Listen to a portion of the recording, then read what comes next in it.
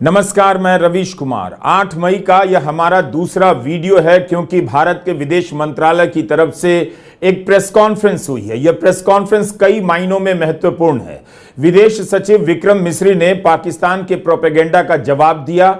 एक नहीं बल्कि 6 से 7 प्रोपेगेंडा का जवाब दिया है जो पिछले कई दिनों से पाकिस्तान भारत के बारे में कहे जा रहा था। पाकिस्तान कह रहा था कि भारत ने पहले कार्रवाई की है, इसलिए अब पाकिस्तान जवाब देगा। दूसरा प्रोपेगेंडा, भारत ने धार्मिक ठिकानों पर हमला किया। तीसरा प्रोपेगेंडा कि भारत ने पाक नागरिकों को निशाना बनाया।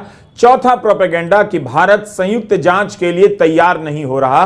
पांचवा प्रोपेगेंडा कि पाकिस्तान ने आतंकवाद को शरण नहीं दी। और छठा प्रोपेगेंडा कि भारत नीलम झेलम बांध को निशाना बना रहा है। मोटा मोटी इन 6 प्रोपेगेंडा का विदेश सचिव विक्रम मिस्री ने विस्तार से जवाब दिया, जिसकी चर्चा हम इस वीडियो में करेंगे। पहला प्रोपेगेंडा कि भारत ने 7 मई को कार्रवाई की तो अब पाकिस्तान को उसके जवाब में एक्शन लेना पड़ रहा है। इसके बारे में विक्रम मिस्री ने एक नहीं बल्कि कई बार साफ किया कि भारत ने पहला कदम नहीं उठाया। पहला कदम पाकिस्तान ने उठाया जब 22 अप्रैल को पहलगाम में आतंकी हमला हुआ। भारत का कदम उस आतंकी हमले के जवाब में था।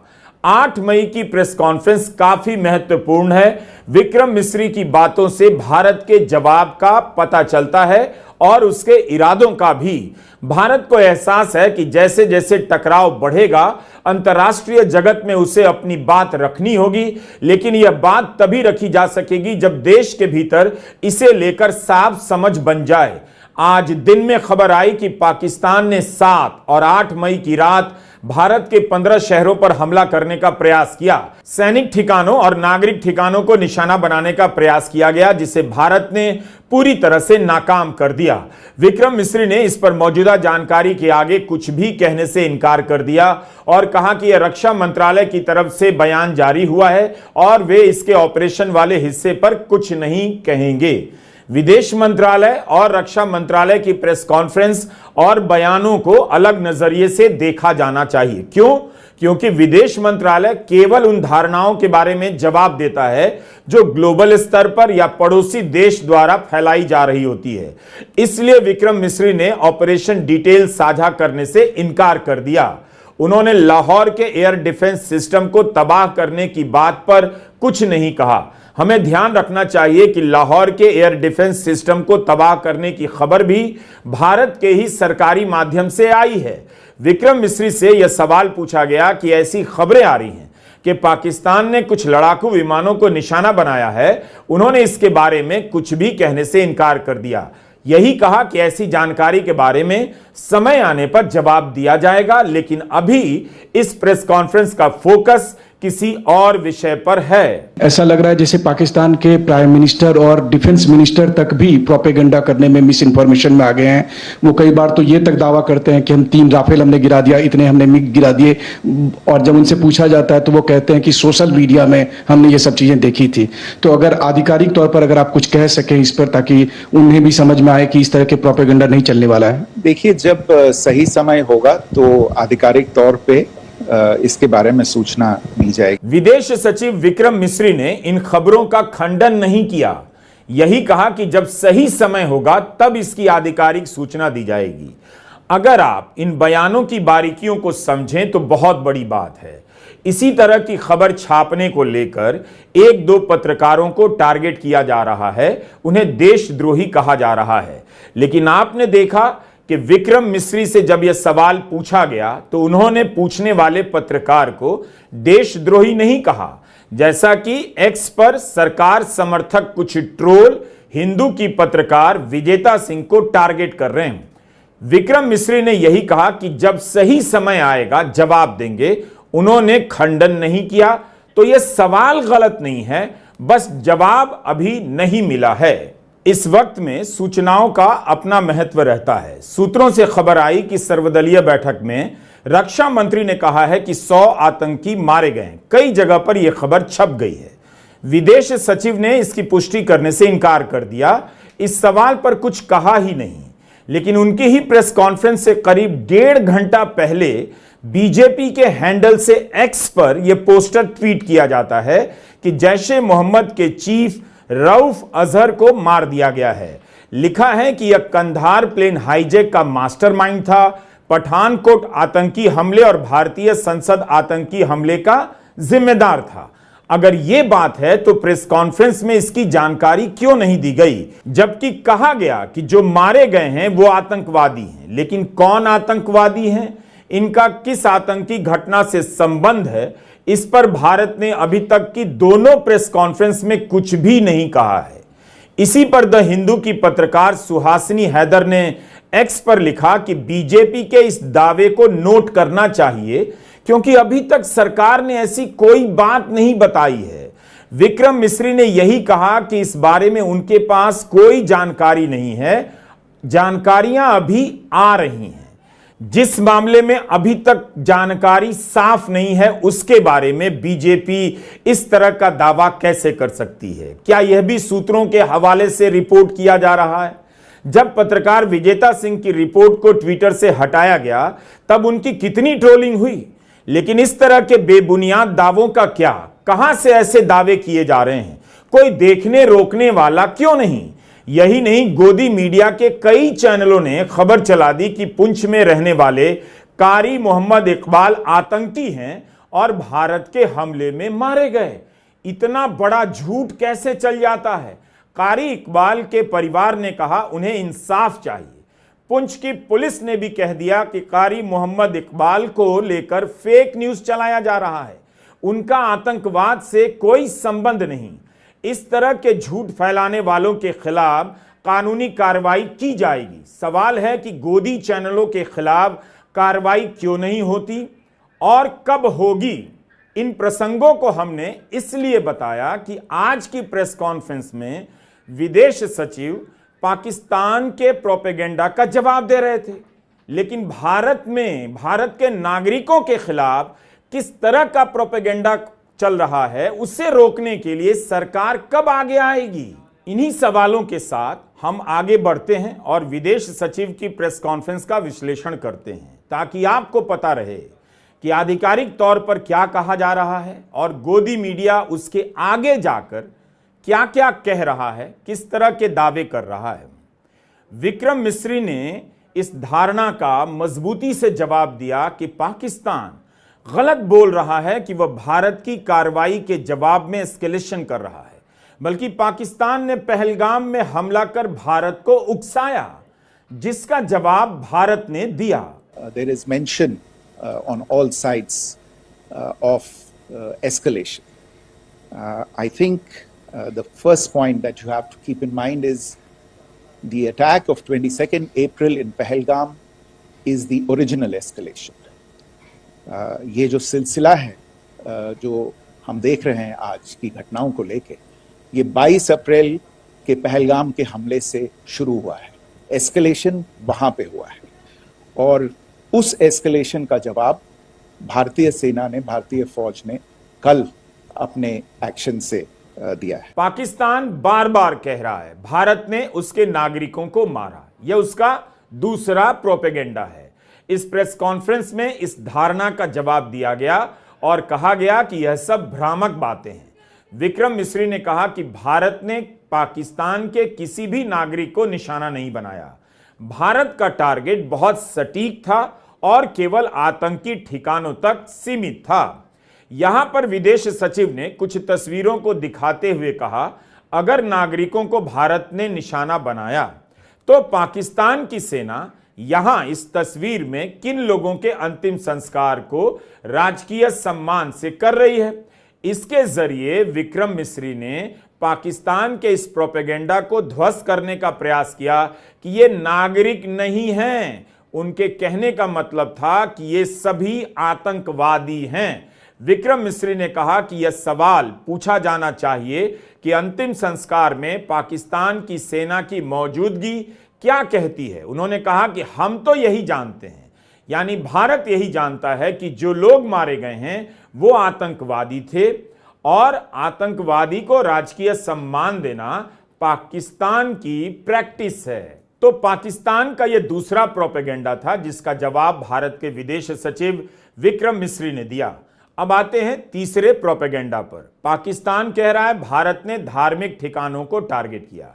इस पर भारत का कहना है कि पाकिस्तान अपनी आतंकी चालों पर पर्दा डालने के लिए इसका इस्तेमाल कर रहा है कि भारत ने धार्मिक स्थलों को निशाना बनाया, जबकि पाकिस्तान ने भारत के पुंछ में गुरुद्वारा को निशाना बनाया है। उसके इस हमले में पुंछ के 16 नागरिक मारे गए हैं और 59 लोग घायल हुए हैं। Pakistan is also making attempts as part of its disinformation campaign to paint our action with regard to cross-border terrorism through the communal angle. If that is the issue, then I can do no better than to cite or point you in the direction of the Pakistan Army Chief's speech of 16 April 2025. I think that is the last word in communal rhetoric. And in the Pahalgam attack itself, you are aware of the kind of religious profiling that was done there. And perhaps there is a linkage between these two events. I can only say that these nefarious designs will not be allowed to succeed in India. And it is to be noted that people from all faiths, all religions, all regions in India have unequivocally, not just in India but around the world, have condemned these attacks. विदेश सचिव विक्रम मिस्री अपनी press conference में पाकिस्तान के एक एक propaganda का जवाब दे रहे थे। उन्होंने एक बात कही कि संयुक्त राष्ट्र में जो बयान जारी हो रहा था, उस बयान से आतंकी संगठन टीआरएफ का नाम निकलवाने का प्रयास कौन कर रहा था? पाकिस्तान कर रहा था। तो यह उसका ट्रैक रिकॉर्ड है। पाकिस्तान की छवि तो दुनिया में ही ऐसी है। संयुक्त राष्ट्र ने जिन आतंकवादियों और आतंकी संगठनों को प्रतिबंधित किया है, उनमें से कई पाकिस्तान के हैं। कई देशों में आतंकी हमले हुए हैं, उनमें भी पाकिस्तान का हाथ पाया गया है। तो यह केवल भारत का कहना नहीं है, दुनिया में पाकिस्तान की ऐसी ही छवि है। और तो और ओसामा बिन लादेन कहां मिला था, दुनिया को पता है। Where Osama bin Laden was found and who called him a martyr. Pakistan has also for decades pursued cross-border terrorism into India with impunity, and as I said yesterday also, in order to deliberately mislead the international community, they claimed that the terrorist Sajid Mir was dead. They came under pressure, and Sajid Mir was then brought back to life, arrested, and is now apparently in Pakistani custody. Pakistan is also home to a very large number of UN proscribed as well as UN proscribed terrorists, as well as terrorists proscribed by a number of other governments in the world, including, of course, the Lashkar-e-Taiba and the Jaish-e-Mohammed, as well as their leaders, Masood Azhar and Hafiz Mohammed Saeed. आपने देखा होगा हाल ही में पिछले ही कुछ दिनों में पाकिस्तान के रक्षा मंत्री और उनके पूर्व विदेश मंत्री दोनों ने इस बात को माना है कि पाकिस्तान का ऐसे ग्रुप्स के साथ जो रिश्ता है वो क्या रहा है। बट व्हाट इज इंटरेस्टिंग, दिलचस्प बात यह है कि संयुक्त राष्ट्र की सुरक्षा समिति में जब पहलगाम के हमले को लेके एक प्रेस वक्तव्य जारी करने की बात चल रही थी, तो आप सोचिए किस देश ने टीआरएफ का, द रेजिस्टेंस फ्रंट का उसमें मेंशन किया जाना, उसको अपोज किया, पाकिस्तान ने। This was after the fact that the TRF claimed responsibility for this attack not once but twice. Press conference के बाद एक पत्रकार के सवाल के जवाब में विक्रम मिस्री ने एक दिलचस्प बात बताई कि पाकिस्तान की आदत, झूठ बोलने की आदत 1947 से ही रही है। जब कबायली हमला हुआ तो पाकिस्तान ने कह दिया उसका इस हमले से लेना देना नहीं है। लेकिन जब संयुक्त राष्ट्र की टीम आई तो उसने पाया कि पाकिस्तान की सेना इस कबायली हमले में शामिल है। ये एक देश है जिसने अपना इसका जन्म लेते ही झूठ शुरू हो गया था।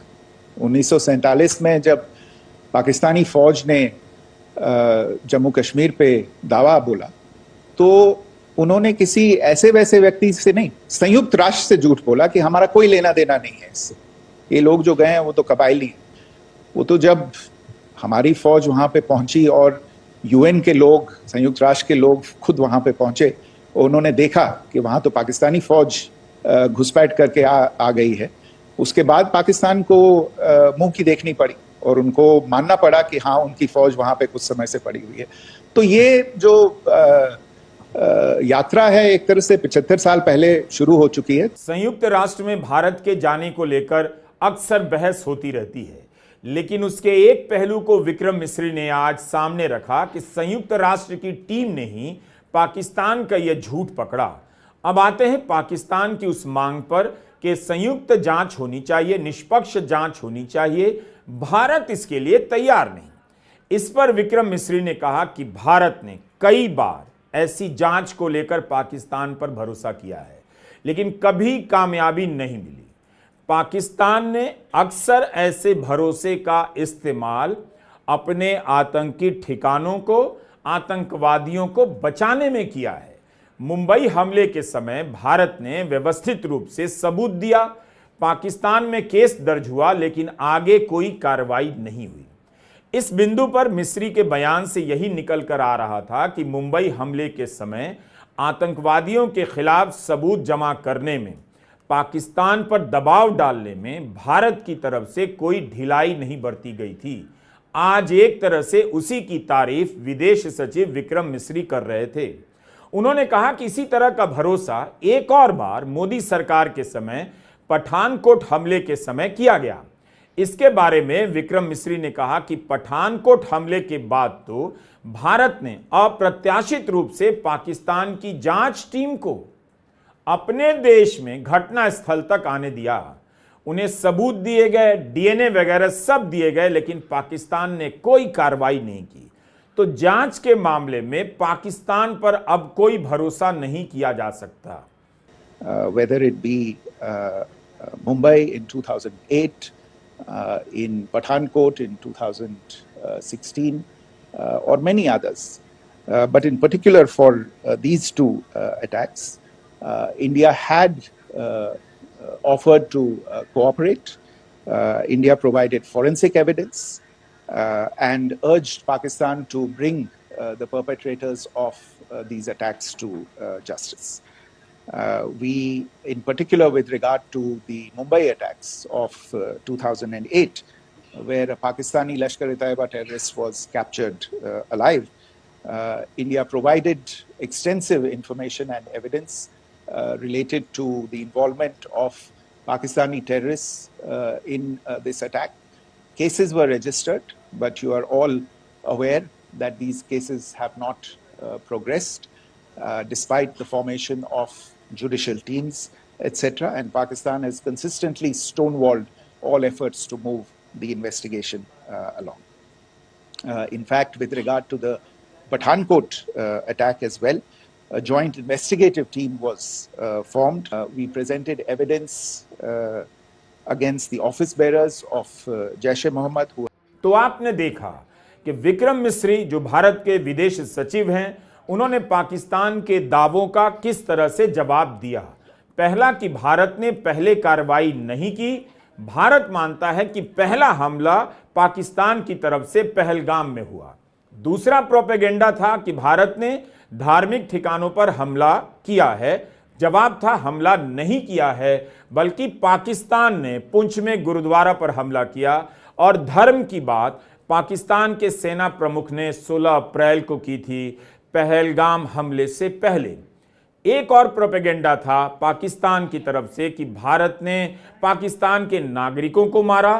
तो इसका भी जवाब विक्रम मिस्री ने दिया और कहा कि भारत मानता है कि जो मारे गए वो आतंकवादी थे। चौथा प्रोपेगेंडा कि पाकिस्तान चाहता है कि संयुक्त जांच हो, तो इसका जवाब भारत ने दे दिया कि ऐसी जांच से कभी कुछ नहीं निकला। पांचवा दावा पाकिस्तान का कि आतंकवाद का शिकार वह भी रहा है। इस पर भारत ने कहा कि पाकिस्तान की पूरी दुनिया में साख है, सब जानते हैं कि वह आतंकवाद को पनाह देने वाला देश है।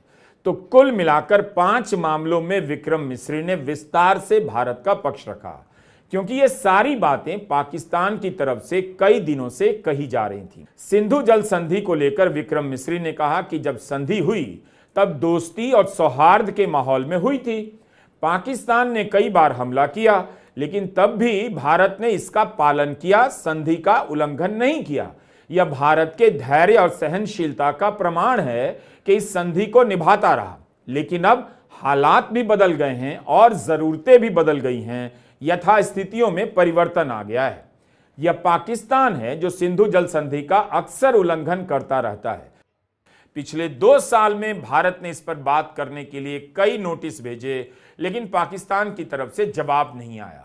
जब भी भारत अपनी पूर्वी नदियों और पश्चिमी नदियों बनाता है, पाकिस्तान अड़ंगा लगाता है। और अब एक और झूठ बोला जा रहा है कि भारत डैम को नुकसान पहुंचाने का प्रयास कर रहा है। One point that I wanted to also address was the allegations to the targeting of a dam, the Neelam Jhelum project in Pakistan occupied Kashmir. I want to say that this is an absolute and complete fabrication and a blatant lie. India has targeted only and only terrorist infrastructure, and the details of that terrorist infrastructure together with the locations were shared with you yesterday by Colonel Qureshi and Wing Commander Singh. I should note that if this kind of a claim is a pretext for targeting Indian infrastructure of a similar nature, Pakistan will be entirely responsible for the consequences that will undoubtedly follow. Vikram Misri से पहले colonel Sophia Qureshi ने सीमा पर हालात और पाकिस्तान के हमले की कोशिशों के बारे में जानकारी दी। कहा कि 15 शहरों के सैनिक ठिकानों को निशाना बनाने का प्रयास हो रहा था, जिसका जवाब भारत ने दिया। कर्नल कुरैशी ने कहा कि पाकिस्तान नियंत्रण रेखा पर तोप का भी इस्तेमाल कर रहा है। आज सुबह भारतीय सशस्त्र बलों ने पाकिस्तान के कई स्थानों पर वायु रक्षा रडार और प्रणालियों को निशाना बनाया। भारत की प्रतिक्रिया समान क्षेत्र में समान तीव्रता के साथ की गई।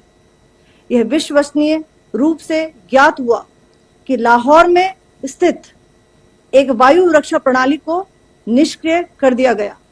पाकिस्तान ने नियंत्रण रेखा पर आकरण गोलीबारी की तीव्रता बढ़ा दी है, जिसमें कुपवाड़ा, बारामूला, उरी, पुंछ, मेंढर और राजौरी क्षेत्रों में मोर्टार और भारी तोपखाने का इस्तेमाल किया जा रहा है। लाहौर के एक एयर डिफेंस सिस्टम को तबाह कर भारत ने दिखा दिया कि अगर पाकिस्तान ने उसके सैनिक ठिकानों और नागरिकों के इलाकों को निशाना बनाया, कोशिश की, तो भारत कहां तक जा सकता है। लाहौर में अमेरिकी महावाणिज्य दूतावास ने सभी कर्मचारियों और पाकिस्तान में रह रहे अमेरिकी नागरिकों को सुरक्षित स्थानों पर रहने का निर्देश दिया है। ब्रिटेन की संसद में भी भारत पाकिस्तान तनाव पर चर्चा हुई है। दोनों पक्षों से शांति की अपील की गई है। यूरोपियन यूनियन भी अपील कर रहा है। लेकिन एक बात आपको समझनी चाहिए, अब दुनिया में कोई ग्लोबल ऑर्डर नहीं है। गजा पर इस्राइल के हमले के बाद से दुनिया की सभी ताकतों की, सभी संस्थाओं की नैतिकता की पोल खुल गई। अब किसी के पास नैतिक शक्ति नहीं है कि किसी देश को रोक सके। कोई संस्था नहीं है जिसका ग्लोबल दबाव हो। तो हम एक ऐसे ग्लोबल ऑर्डर में रह रहे हैं जिसमें केवल ग्लोब बचा है, ऑर्डर नहीं। सबको अपनी अपनी रक्षा करनी है, सबको अपना अपना ध्यान रखना है। नमस्कार, मैं रवीश कुमार।